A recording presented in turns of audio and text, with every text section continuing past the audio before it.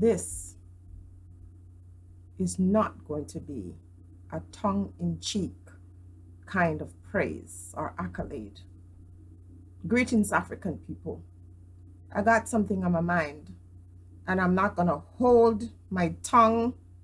I'm not going to have fear for foe or friend. This is very important. I'm not just here to talk about injustice and inequality as far as it relates to Europeans. I'm here to talk about it when I see it in my own community. Whether you like me or you support me or you hate me, the truth is a truth, and it must be told. And we have these contradictions in this world. People want to do one thing and say something else. And when it's convenient for them to live a particular life, they do any damn thing they please. And when they see someone else doing the same thing, they criticize you for doing that. So I'm calling out my Jamaican family today. I sat on this for a couple of days. I wanted to just get some perspective and just to see if the spirit that was boiling up in me was that of self or the ancestors. I'm talking about Spice, dancehall diva Spice. Now, I'm not a big fan of Spice as a singer. I'm a fan of her as a Black woman, as a Jamaican, as an African. I support her. Whatever she chooses to do with her own life, that's her business. There are times when I have watched her performance and think to myself, wow, it must be difficult to be in love with a person like this who is able to do these things in her performance. Keep it jiggy. Her husband, her boyfriend must be somebody who is, very strong.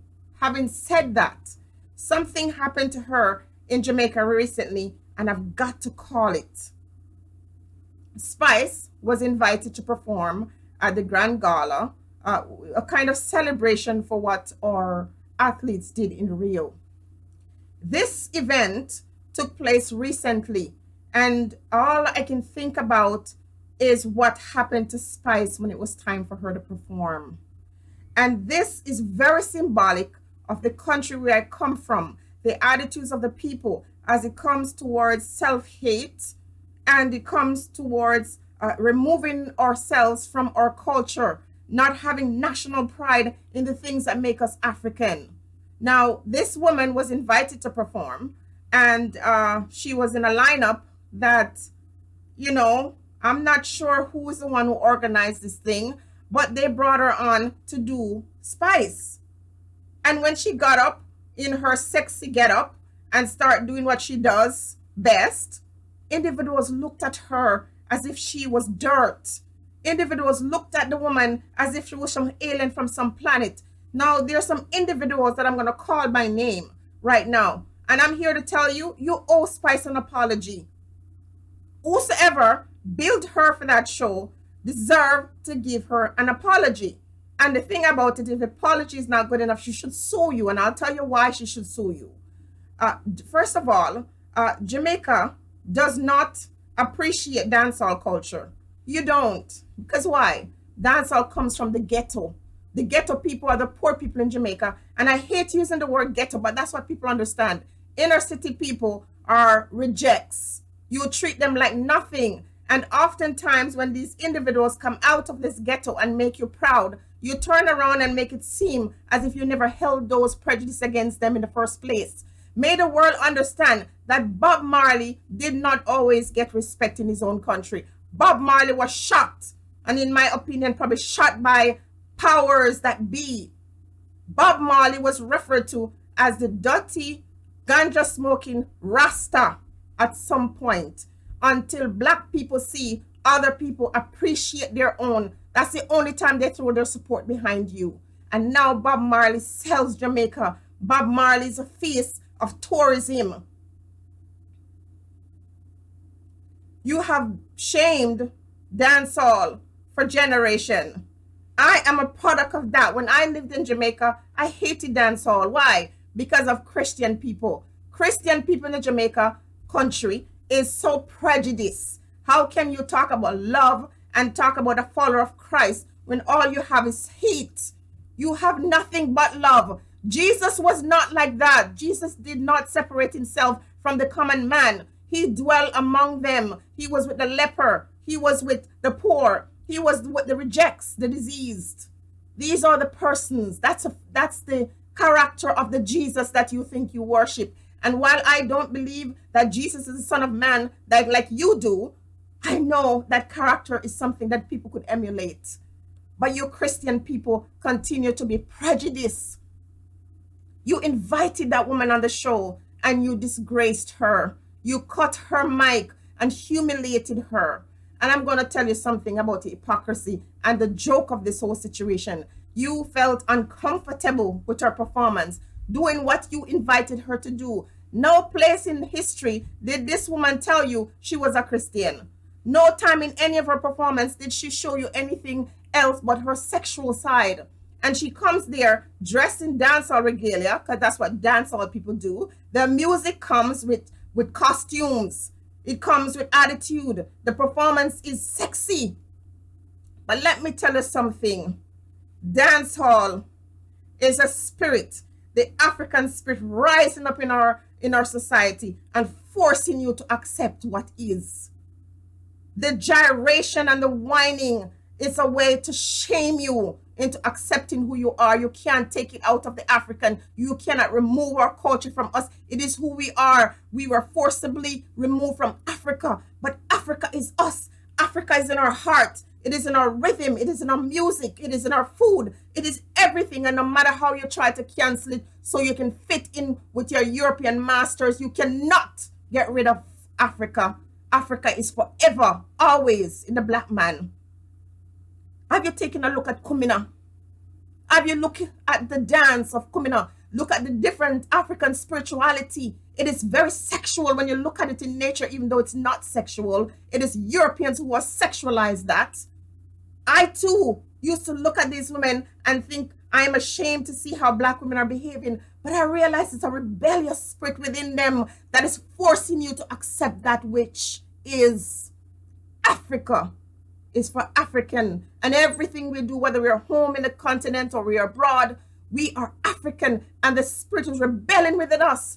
Now, hypocrite Jamaican government, here is where I call you.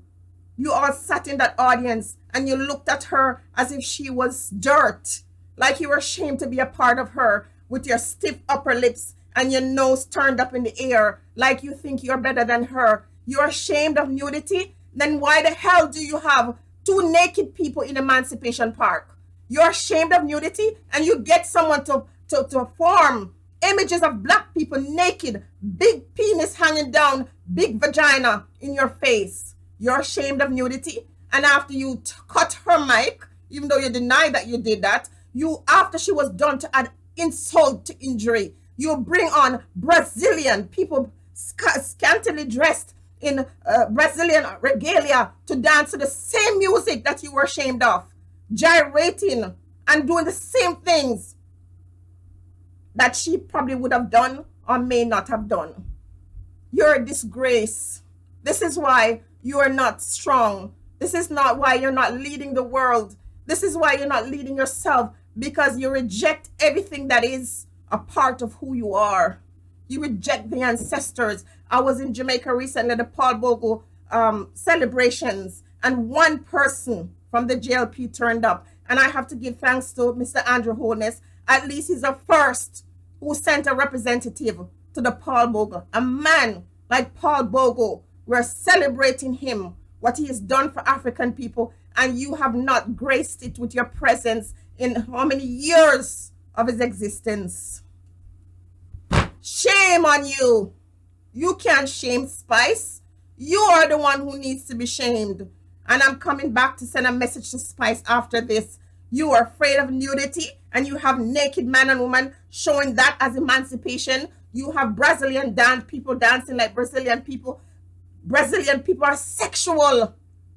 Their dance, their customs. You accept everything else but what is African. You should be ashamed of yourself. Now, while I was watching that ridiculous presentation of the upper class in Jamaica, the prejudice that exists in our country, I saw Shelly Ann Fraser Price giggling and making her look like she was shocked. You're shocked and outraged, Shelly Ann Fraser Price? You who come from Waterhouse, where they reject the people who come from there. People die daily from poverty and gunshots. The community that is ignored by the government of Jamaica, who get treated like shit.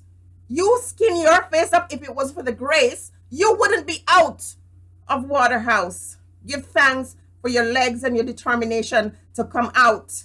And your mother who wanted more for you. How dare you?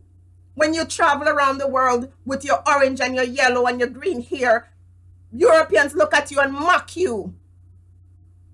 How dare you make fun of this lady, make it look like you are better than her. The whole audience is a bunch of hypocrites because many of you are ashamed of nudity, ashamed of her gyrating. And many of you in that audience, if you're not a murderer, you're a thief. If you're not a thief, you are an adulterer. If you're not an adulterer, because Jamaica is a place that do not respect people's marriage. This holy Christian country do not respect. The majority of people in Jamaica love to have a fear, even when you have this upstanding kind of approach and show people like you're decent. You're hypocrites. If I were to come in there and open the closet door of most of those people who frowned upon spice that day, you would have some filthy, dirty things dropping out of your closet. Dirty secrets. Every one of the 10 commandments is broken. You lie, you steal. You know, even one person in there, one of the athletes, putting his face up like something, like he smelled something stink, when all he does is fling himself here and there every chance he gets. How dare you try to shame Spice? How dare you? If you would ask her to perform a song, a Christian song, and she refused to do that, that's one thing. But you invited her. You know what she's about. And you put her up there and try to shame her because she's in a sexy dress. It's not always what you see her in. You know what her performance is. How dare you, you hypocrites. Now, government of Jamaica, do me a favor and remove that dirty statue with the naked people in Emancipation Park.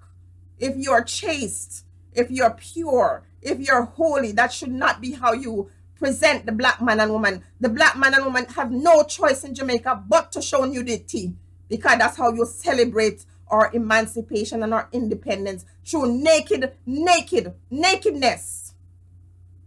Leave the woman alone. Turn your heart to Africa. Blend your mind and your heart and your soul and embrace every aspect of our African spirituality, our African spirit.